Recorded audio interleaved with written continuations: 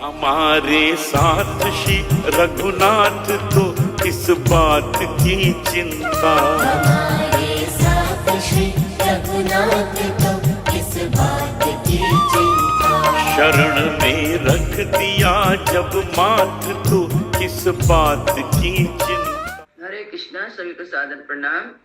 ओम अज्ञानातिमिरन्धस्य ज्ञानाञ्जनशलाकया चक्षुरुन्मीलितमेन तस्मै श्री गुरुवे नमः।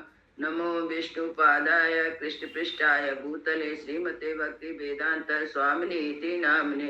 नमस्ते सरस्वते देवी गौरवाणी प्रचारिणे निर्विशेष शून्यवादी पाश्चात्य तारिणे। हरे कृष्ण करुणा सिंधु दीन बंधु जगतपते गोपेश गोपिका कांता राधा कांता नमस्तुते। तप्त कांचन गौरांगी राधे वृंदावनेश्वरी विश्वानुसुते देवी प्रणमामि हरि प्रिये। हरे कृष्ण कृष्ण कृष्ण हरे हरे, हरे राम राम राम हरे हरे। शिला प्रभुपाद की जय। रामं लक्ष्मण पूर्वजं रघुवरं सीतापति सुंदरम काकुत्स्थं करुणामयं गुणनिधिं विप्रप्रियं धार्मिकं राजेन्द्रं सत्यसन्धं दशरथतनयं श्यामलं शान्तमूर्तिं वन्दे लोकाभिरामं रघुकुलतिलकं राघवं रावणारिं। दक्षिणे लक्ष्मणो धन्वी वामतो जानकी सुभा पुरतो मारुति यस्य तं नमामि रघुत्तमं। रामाय रामचंद्राय रामभद्राय भीतसे रघुनाथाय नाथाय सीताय पतये नमः। सियावर रामचंद्र की जय, पवन सुत हनुमान की जय, वाल्मीकि रामायण की जय, वाल्मीकि मुनि की जय। आज 61 अध्याय का पाठ होगा। 60वां अध्याय में था कि विश्वामित्र सभी ऋषियों को कहते हैं कि तुम लोग यज्ञ को शुरू करो और यज्ञ शुरू करो। और जो राजा इच्छा त्रिशंकु है, इच्छा कुल नंदन त्रिशंकु है, ये अपने साथ शरीर स्वर्ग में जा सके।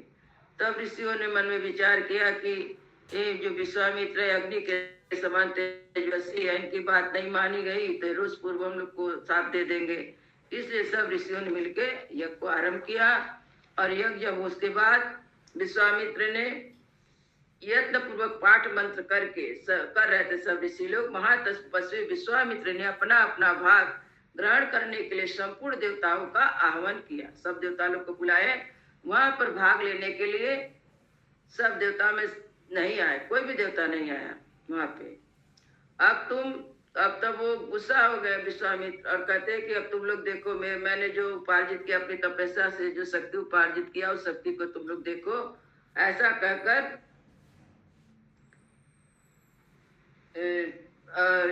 राजा त्रिशंकु से बोलते हैं कि अब तुम मेरे तपस्या के बल से तुम स्वर्ग में जाओगे। और ऐसा कहते हुए उनको जो त्रिशंकु को स्वर्गलोक में भेजते हैं। तो वहां पे जाने पे जब राजा, वहां का जो राजा इंद्र थे, तो लोग कहते हैं कि तुम यहाँ नहीं रह सकते, तुम अपने गुरु से द्रोह किए हो और तुम चंडाल हो गए, तुम्हारा जो जितना पुण्य था खत्म हो गया। क्योंकि जब पुण्य रहता तो स्वर्ग लोग मिलता है, तुम्हारा पुण्य तो खत्म हो गया अपराध के कारण। तो वहां गिरा देते हैं उनको, त्रिशंकु को ढकेल देते हैं। तो कहते हैं ऊपर से जब गिरते हैं तो मुंह नीचे रहता है, पैर ऊपर रहता है, और जोर से त्राही माम चिल्लाते हुए विश्वामित्र को बुलाते हुए वो गिरते हैं। तो विश्वामित्र जब उनका आवाज सुनते हैं तो उनको बोलते हैं रुक जाओ, वहीं रुको। तो वो वहीं पे बीच में रुक जाते हैं। रुकने के बाद विश्वामित्र बोलते हैं ठीक है देवता लोग, इंद्र तुम स्वर्ग में नहीं रहने दिया, मैं दूसरा स्वर्ग निर्माण करूंगा अपनी तपस्या से। और जब सिर्फ स्वर्ग को निर्माण करने लगे, यह स्वर्ग जो रहेगा इसमें त्रिशंकु रहेंगे और इसमें कोई इंद्र नहीं रहेगा। जब ऐसा निश्चय करके जब नूतन सृष्टि आरंभ कर दी तो देवता लोग जो थे वो लोग बहुत घबरा गए। जो देवताओं का संविधान था, असुर ऋषि समुदाय सभी घबरा गए। और महात्मा विश्वामित्र से विनय पूर्वक लोग बोले कि ये जो त्रिशंकु है अपने गुरु के साथ से अपना पुण्य नष्ट करके चंडाल हो गए, अतः स्वर्ग में नहीं रह सकते हैं। तो आप त्रिशंकु को, इसलिए तो फिर विश्वामित्र बोले मैंने तो प्रतिज्ञा की है कि मैं इनको स्वर्ग में भेजूंगा, मैं झूठा नहीं बन सकता। तो इसलिए तुम लोग जो मैंने नया सृष्टि की है जो इसमें जो मैंने सृष्टि की बोलते हैं, जो त्रिशंकु सदा स्वर्ग में सुख भोग होता है, सुख प्राप्त होता है इसी सृष्टि में, इसको स्वर्ग का सुख मिले। और जिन नक्षत्रों का मैंने निर्माण किया वे सब सदा मौजूद रहे, जब तक संसार रहे तब तक के सभी वस्तुएं मेरे द्वारा जो सृष्टि हुई सदा बनी रहे। देवता लोग से बोले, तब देवता लोग राजी हो जाते हैं। और उसके बाद महर्षि ऐसा ही होगा, ये सभी वस्तुएं बनी रहेंगी, आपका कल्याण हो और आपके रचे हुए अनेक नक्षत्र आकाश में वैश्वानर पद से बाहर प्रकाशित होते रहेंगे। और उन्हीं ज्योतिर्मय नक्षत्रों के बीच में सिर नीचा किए त्रिशंकु भी प्रकाशमान रहेंगे। मतलब त्रिशंकु जो है वो सिर नीचा करके ही उसमें रहेंगे। और इस प्रकार सब देवता लोग बोले तो विश्वामित्र की स्तुति किए। फिर विश्वामित्र यज्ञ समाप्त हुआ और विश्वामित्र अपने स्थान, सब देवता लोग और जो ऋषि लोग थे अपने अपने स्थान को लौट गए। अब फिर विश्वामित्र, अब सतानंद आगे की कथा बताते हैं 61वां अध्याय में। विश्वामित्र की पुष्कर तीर्थ में तपस्या तथा राजर्षि अम्बरीश का ऋचिक के मध्य पुत्र सुनसेप को यज्ञ पशु बनाने के लिए खरीद कर लाना। अब एक दूसरा कथा बता रहे सतानंद। विश्वामित्रो महातेजा प्रस्थान वीक्षतान ऋषिन अब्रीन नर शार्दूलम सर्वास्थान वनवासिना। सतानंद जी कहते हैं राम जी को, पुरुष सिंह श्री राम यज्ञ में आए उन सभी वनवासी ऋषि को वहां से जाते देख महातेजस्वी विश्वामित्र ने उनसे कहा, महाविघ्नं प्रवृत्तोगम दक्षिणामास्थितो दिशम दिशामन्यं प्रपत्यायामस्तत्र तप्यास्महे तपा। महर्षि दक्षिण दिशा में रहने से हमारी तपस्या में विघ्न पड़ रहा था, हम दूसरी दिशा में चले जाएंगे, वहीं रहकर तपस्या करेंगे। पश्चिमाया विशालायां पुष्करेषु महात्मना सुखम तपश्चरिष्यामा सुखम तद्धि तपोवनम। विशाल पश्चिम दिशा में जो महात्मा ब्रह्मा जी के 3 पुष्कर हैं, उन्हीं के पास रहकर हम सुखपूर्ण तपस्या करेंगे, क्योंकि वह तपोवन बहुत ही सुखद है। एवं मुक्त्या महातेजा पुष्करेषु महामुनि तपा उग्रम दुराधर्षम तेपे मूल फलाशनम। ऐसा कहकर महातेजस्वी महामुनि पुष्कर में चले गए और वहां फल मूल का भोजन करके उग्र एवं दुर्जय तपस्या करने लगे। एसन तस्मिन् काले तु अयोध्याधिपतिर्महान अम्बरीश इति ख्यातो व्यष्टि समुपचक्रमे। इन्हीं दिनों अयोध्या के महाराज अम्बरीश ने एक यज्ञ की तैयारी की। विश्वामित्र तो तपस्या चले गए और उसी समय अम्बरीश महाराज राज कर रहे थे अयोध्या में, तो उन्होंने एक यज्ञ की तैयारी की। तस्यामे यजमानस्य पशुमिन्द्रो जहारः प्रणष्टे तु पशु विघ्नं राजनमिदम् अब्रवीत्। जब यज्ञ में लगे हुए थे उसी समय इंद्र ने उनके यज्ञ पशु को चुरा लिया। पशु के खो जाने पर पुरोहितों ने राजा से कहा, यज्ञ कर रहे थे, यज्ञ में जो पशु लगता घोड़ा उसको इंद्र ने चुरा, क्योंकि इंद्र को हमेशा डर लगा रहता था कि कोई यज्ञ करके, क्योंकि 100 यज्ञ करने के बाद इंद्र पदवी प्राप्त होता है, तो कोई इतना यज्ञ कर करके मेरा पदवी को ही ना छीन ले। क्योंकि जो बहुत ऊंचे पदवी पे रहते हैं उनको हमेशा डर ही लगा रहता है कि मेरा पदवी कहीं चला ना जाए। पशुरभ्याहतो राजन प्रणयस्त दुर्नयात आरक्षिता राजन घंटे दोषा नरेश्वर। राजन, सब ऋषि लोग बोल रहे थे, उनका पुरोहित बोल रहे थे अम्बरीश के, राजन अब जो पशु यहाँ लाया गया वह आपकी दुर्नीति के कारण खो गया। नरेश्वर, जो राजा एक पशु की रक्षा नहीं करता उसे अनेक प्रकार के दोष नष्ट कर डालते हैं। प्रयाश्चित महत नरा व पुरुष सर्व अनायस्य पशुम शीघ्रम यावत कर्म प्रवर्तते।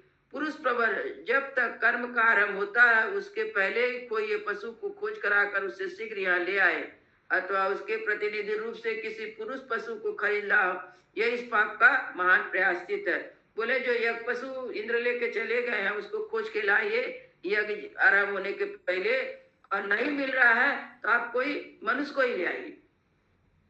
पुरुष पशु मतलब कोई मनुष्य हुआ, खरीद को ले आइए। उपाध्याय बचा सुत्वा सा राजा पुर सर्वा अन्विषेय महाबुद्धि पशुंगो भी सहस्रसा। पुरोहित की बात सुनकर महान बुद्धिमान पुरुष श्रेष्ठ राजा अम्बरीश ने हजारों गौवे के मूल पर खरीदने के लिए एक पुरुष का अन्वेषण किया। मतलब 1000 गौवे देंगे उनको, अतः एक पुरुष को खरीदेंगे, एक मनुष्य को खरीदेंगे। देशान जनपदांता तांतास्तान नागराणी बनानी चा आश्रमाणी च पुण्यानि मार्गमाणो महीपति सा पुत्र सहितं ताता सा भार्यं रघुनंदना भुत्तुंगे समासीनाम ऋचिका संदर्शः।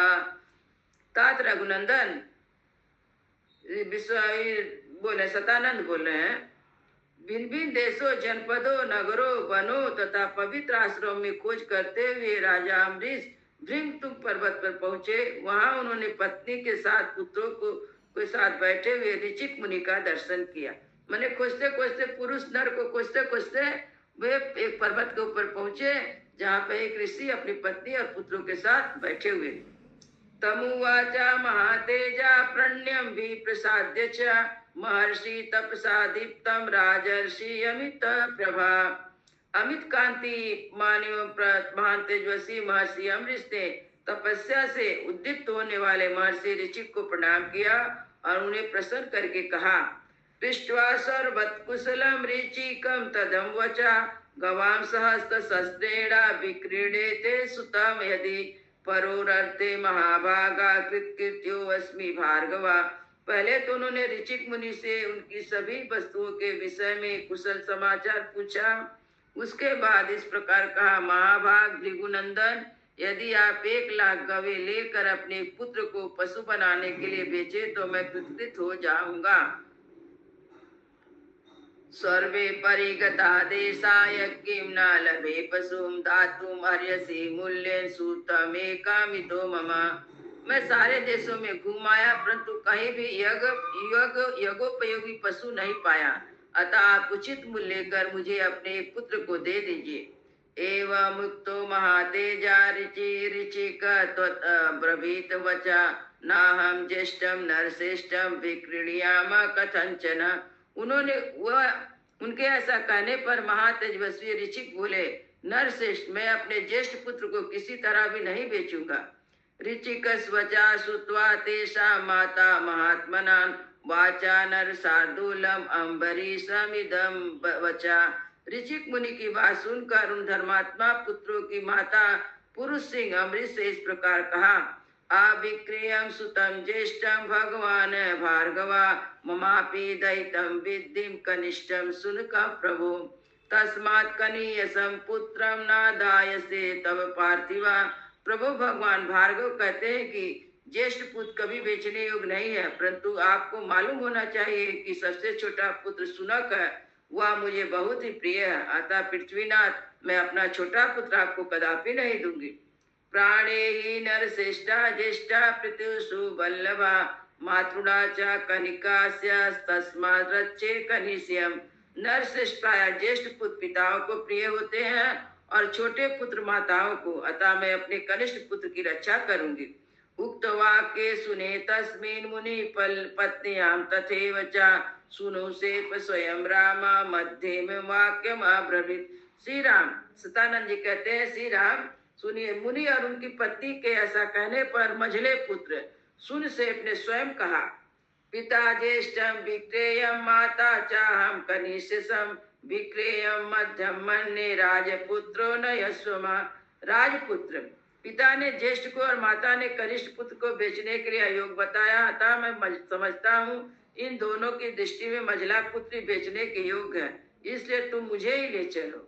राजा से जो मझला पुत्र था बोलता, बड़ा पुत्र तो पिता जी को प्यारा है, छोटा माता को, और मैं मझला हूँ तो मुझे ही ले चलिए।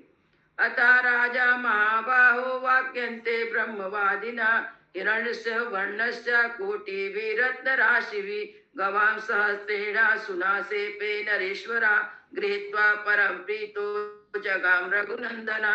महाबाहु रघुनंदन, सतानंद जी बोल रहे हैं, महाबाहु रघुनंदन, ब्रह्मवादी मझले पुत्र के ऐसा कहने पर राजा अम्बरीश बड़े प्रसन्न हुए और 1 करोड़ स्वर्ण मुद्रा, रत्नों के ढेर, 1,00,000 गवों के बदले सुनसेप को लेकर घर की ओर चले।